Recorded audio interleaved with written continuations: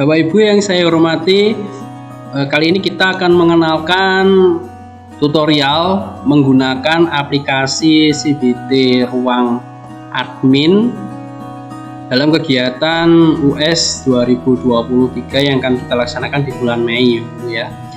Nah, pada awal mula pastikan laptopnya udah nyala seperti ini, kemudian menghubungkan WiFi-nya ke SSID atau nama hotspot sesuai di mana Bapak Ibu mengawas. Jika sudah dihubungkan statusnya seperti ini, kemudian buka aplikasi browser ya, bisa Google Chrome seperti ini ya, dan mengetikkan IP address seperti berikut: 192.168.0.200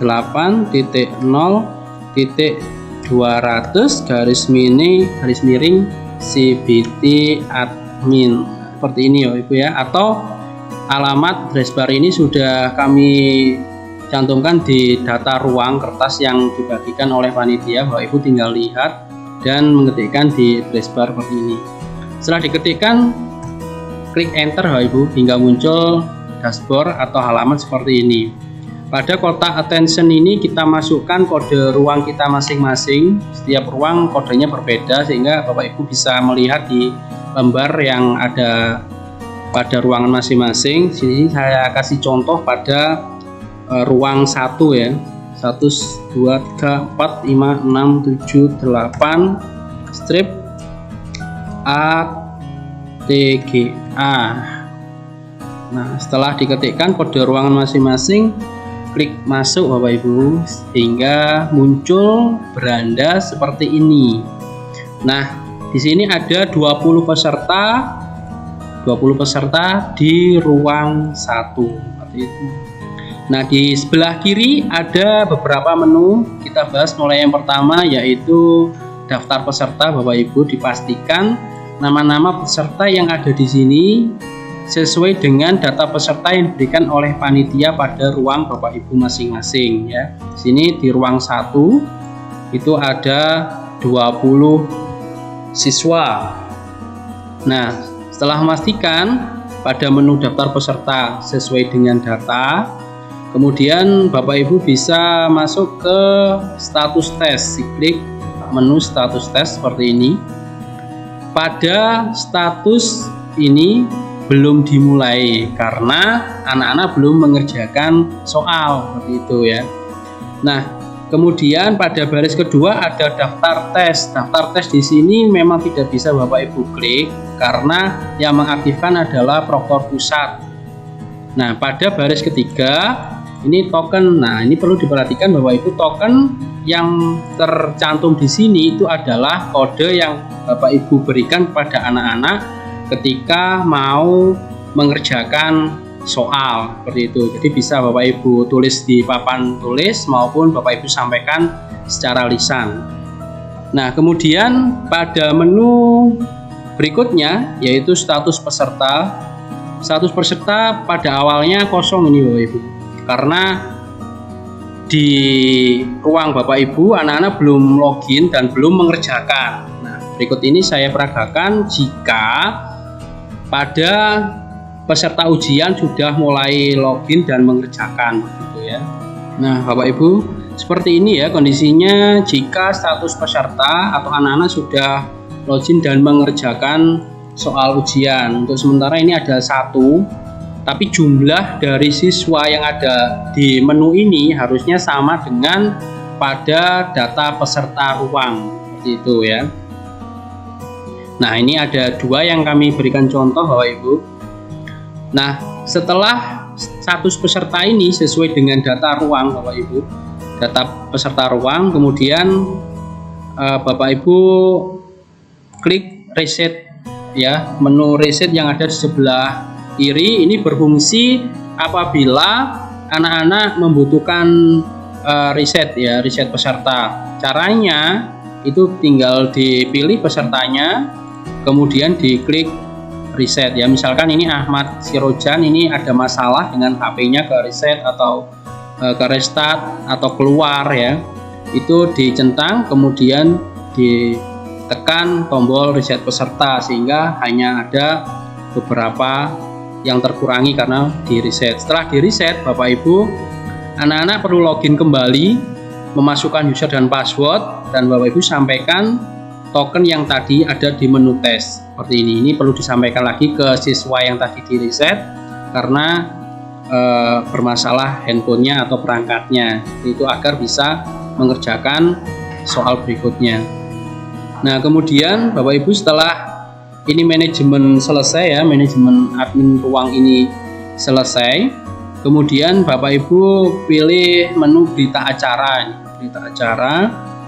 dan bisa membuat berita acara dengan klik tombol yang ada di sebelah kanan ini. Nah, muncul kotak seperti ini, windows seperti ini Bapak Ibu. Ini mata pelajaran kita isi dengan mata pelajaran yang sesuai jadwal ya. Misalkan matematika, kita ketikkan matematika.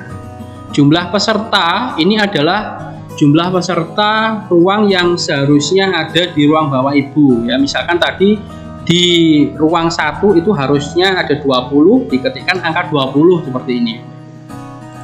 Pada kolom sesi, kotak sesi ini kita isi 1 ya. Semua ruang isinya 1 seperti ini karena kita melaksanakan hanya 1 sesi.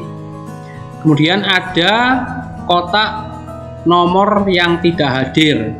Nah, apabila dari 20 peserta di ruang Bapak Ibu ada yang tidak hadir, maka di sini tinggal memilih ya, misalkan ini ada Alifta ini tidak hadir, maka dipilih. Jika ada lagi yang tidak hadir, dicari kemudian diklik seperti itu ya. Kalau misalkan hadir semua, maka di kolom ini tidak perlu diisi, dilanjutkan saja ke waktu mulai. Ini sesuai jadwal, misalkan kita mulai 7.30 karena waktunya 90 menit, maka akan berakhir pada 09.00. Untuk nama proktor ini diisi namanya Pak Yoko itu ya. Nanti data lengkapnya bisa melihat di data guru ataupun data yang ada di peserta. Untuk NIP juga nanti disesuaikan. Nama pengawas ini nama Bapak Ibu yang mengawas di ruang ya. Misalkan ini saya kasih nama saya.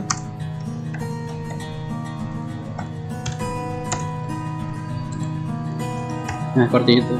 Untuk NIP, jika Bapak Ibu ada NIP silakan diisi, jika tidak ada dikosongi aja. Untuk catatan seperti kita membuat berita acara pada event-event kegiatan sebelumnya, Bapak Ibu bisa diketikkan tertib atau lancar atau sebagainya. Jika ada masalah silakan bisa membuat catatan di sini. Setelah semuanya terisi, kita klik simpan. Nah, seperti ini. Untuk pelajaran matematika ada yang 1 tidak hadir pada sesi 1 ruang 1 ya. Nah, ini tidak perlu diklik Bapak Ibu untuk aksi yang sebelah kanan ini. Pada kolom aksi tidak perlu diklik karena nanti yang mencetak berita acara itu adalah proktor pusat seperti itu ya, proktor utama. Setelah ini selesai, Bapak Ibu bisa masuk lagi memantau anak-anak ke menu status peserta ini. Karena ada 2 siswa tadi yang mengerjakan. Jika statusnya sudah mengerjakan, itu anak-anak berarti masih belum menyelesaikan soal-soalnya. Nah, perlu diingat Bapak Ibu, jika di status peserta ini sedang mengerjakan, maka jawaban siswa itu belum terkirim ke proktor utama, yang artinya Bapak Ibu bisa mengecek ke salah satu siswa untuk memastikan sudah mengirim atau belum, seperti itu ya. Nah, di sini saya kasih contoh ini Bapak Ibu, saya login dengan akun siswa Ahmad Si Rojan seperti itu ya.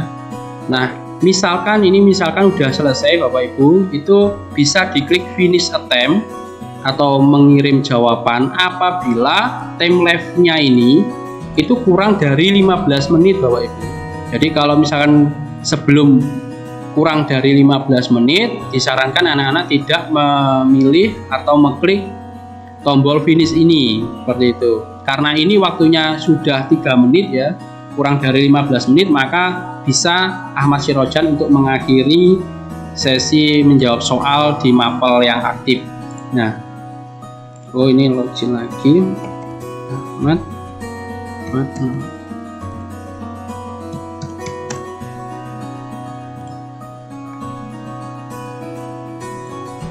Nah ini Bapak Ibu ya, kita lanjutkan karena waktunya tadi kurang dari 15 menit, maka bisa kita klik finish attempt, kemudian muncul halaman seperti ini.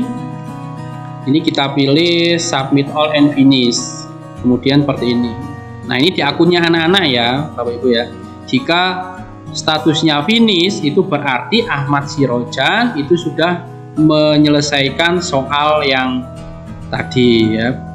Dan berarti pula di akun kita sebagai admin ruang itu Ahmad Sirojan pasti tesnya selesai karena sudah mengirim jawaban ke server pusat gitu ya. Jika statusnya masih sedang mengerjakan, perlu dicek ini anaknya memang betul belum menyelesaikan atau ada masalah dengan handphonenya. Yang pasti Bapak Ibu dari jumlah data peserta ruang misalkan ada 20 anak, maka pada status kolom status ini ada 20 siswa yang statusnya tes selesai. Jika masih sedang mengerjakan, disarankan anaknya jangan keluar dari ruang ujian dulu.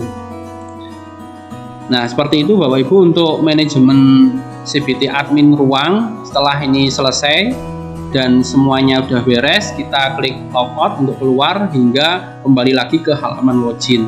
Setelah ini selesai, Bapak Ibu bisa mematikan laptop dan menuju ke ruang proktor untuk menyetorkan daftar hadir dan laptop yang ada di ruangan Bapak Ibu semuanya. Demikian Bapak Ibu yang bisa saya sampaikan.